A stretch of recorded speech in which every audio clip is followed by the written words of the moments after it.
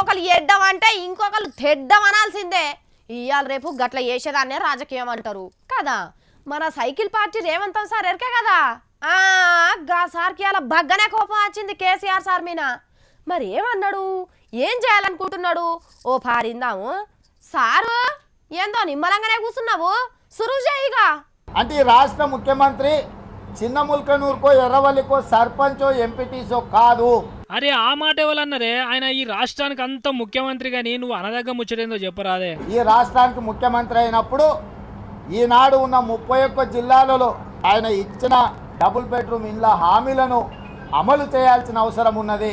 ఏ తీయరేవంతన్నా, అంత ఒక్కనాడైతే ఎర్రవెల్లిలో షురువు అయింది, రాష్ట్రం మొత్తం మొదలైతాయి, ఓపిక పట్టాలి కదా.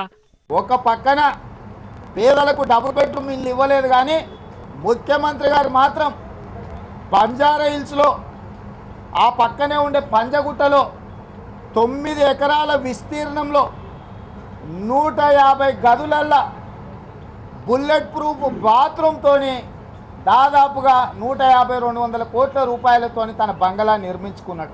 అరే అంటే అన్నాడు అంటావు కావచ్చు, కానీ ఆ బంగులేమన్నా కేసీఆర్ సార్ ఒక్కందేనానే? రేపు నువ్వు ముఖ్యమంత్రి అయితే నువ్వే కూర్చోవచ్చు కదా. గంత కళ్ళ మంటతనం ఎందుకే?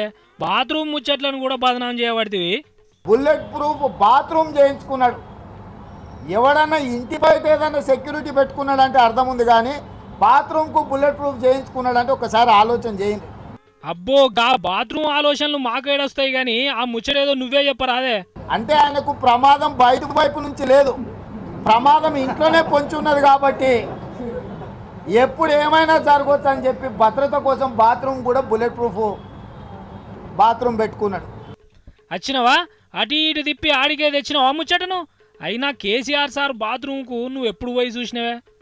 ఇది నేను చెప్తే కాదు, మన ముఖ్యమంత్రి గారి ఈ బుల్లెట్ ప్రూఫ్ బాత్రూమ్ గురించి బీబీసీలో 5 నిమిషాలు వేసిరా.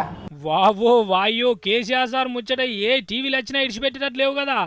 బాత్రూమ్ను బుల్లెట్ ప్రూఫ్ తోటి కట్టించిన, బంగారం తోటి కట్టిన ఒక్క పనికే వాడతారు, కానీ ఇక రాజకీయం ఏదో చేసుకో. ఉంటాను సారు, ఉంటాను.